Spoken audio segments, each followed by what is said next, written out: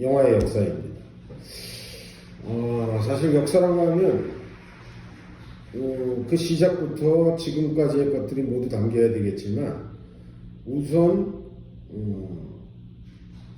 이 영화들의 자료를 섭취하고 제가 공부하면서 1차적으로 얻은 이 결론을 모아놓은 일부에 해당하는 영화의 역사책입니다. 1927년까지인데 19세기부터라고 했어요. 일반적으로 영화의 발명은 1895년이니 어쩌니 이런 연도수가 있지만 사실 더 중요한 것은 19세기 후반에 나왔다는 사실입니다. 그래서 19세기라는 곳으로부터 시작해서 19세기라는 지점에서 시작해서 27년 그러니까 무성영화가 끝나는 시기까지 제가 이것을 다루게 되었죠. 그럼 이런 질문을 하실 수 있을 거예요. 왜 무성영화가 뭐길래 왜 무성영화가 끝나는 시기까지를 일부러 했지? 편의상이 했나? 소리가 발명돼서 유성영화가 나오니까? 아닙니다. 절대 편의상한 거 아닙니다. 시간적인 편의성이 아니고 인류에게 있어서 인류가 1895년 영화라는 걸 리미에르의 작업을 통해서 보았든 에디슨의 작업을 통해서 보았든 인류에게 있던 영화는 순전히 움직이는 이미지로서의 영화입니다. 즉 거기엔 소리가 존재하지 않았죠. 극장에서 영화를 틀 때 소리가 있었다는 것은 영화의 소리가 아닙니다. 그것은 극장에서의 관람의 편의성을 위한 소리일 뿐이죠. 그렇기 때문에 인류가 처음으로 영화를 만났다 했을 때 그 영화는 소리가 없는 상태의 영화를 얘기합니다. 그 상태에서 영화가 표현법을 익혀왔기 때문에 소리가 나타났을 때 아주 큰 혼란 없이 쉽게 소리라는 것이 표현하는 형식의 하나로서 영화에 자리 잡게 된 것입니다. 물론 2, 3년간 혼란이 있기는 했죠.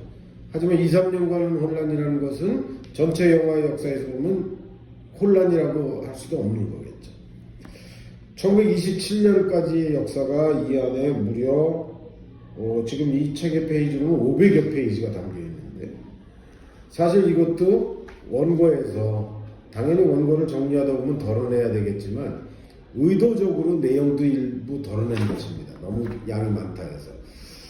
원래 양을 그대로 썼다라고 한다면 한 600페이지 가지 않았을까 합니다. 그렇게 쓸 것이 많은가? 당연하죠. 조금 아까 말씀드린 것처럼 오늘날 우리가 보고 있는 영화, 소리를 제외한 부분, 그 영화 100년사가 담겨 있는 겁니다.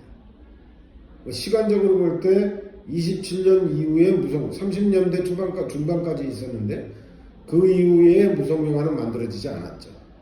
하지만 소리를 제외하고 움직이는 이미지의 상태로 존속하는 영화는 지금까지 존재하는 겁니다.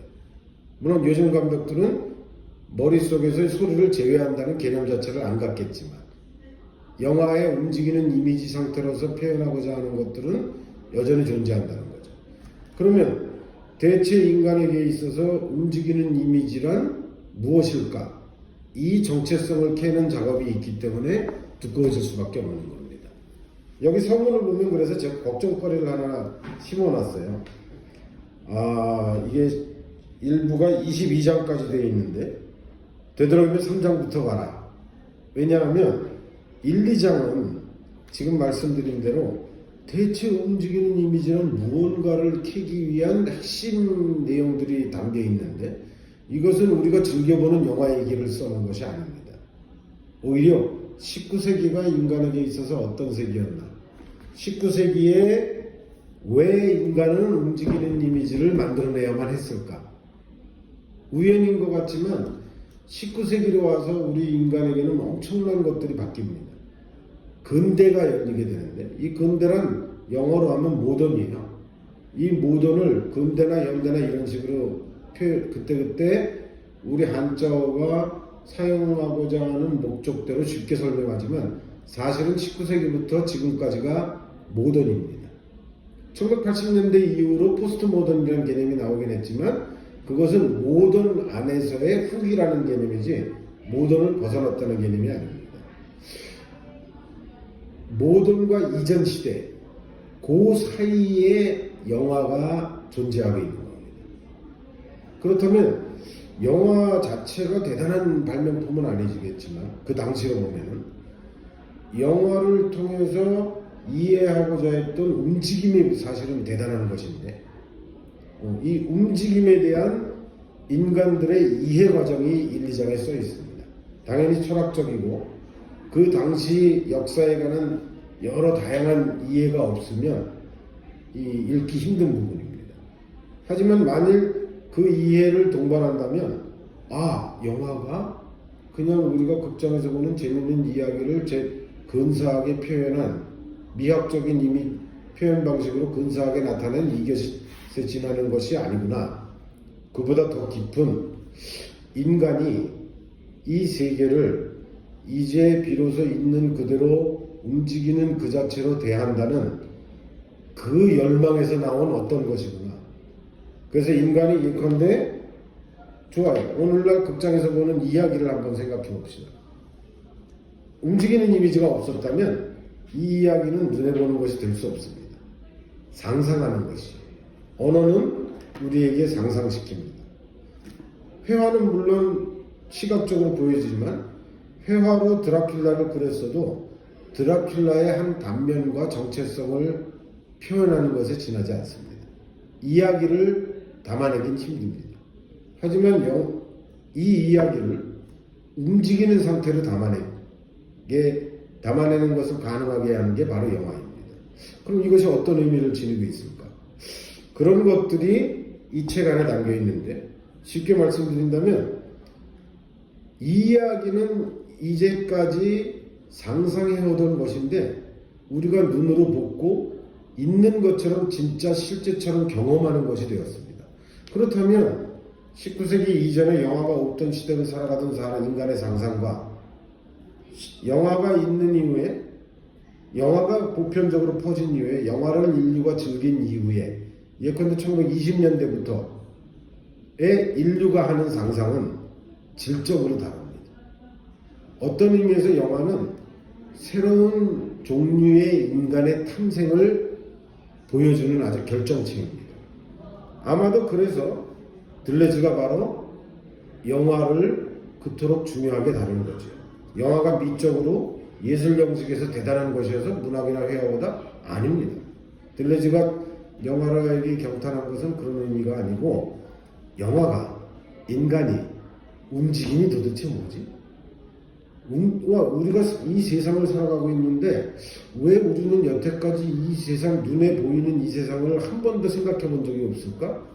이 고민을 시작했을 때 말하자면 철학이 이 고민을 주제로 부여잡았을 때 바로 그때 인간은 영화를 세계를 움직이는 이미지로 표현하기 시작했다는 것입니다.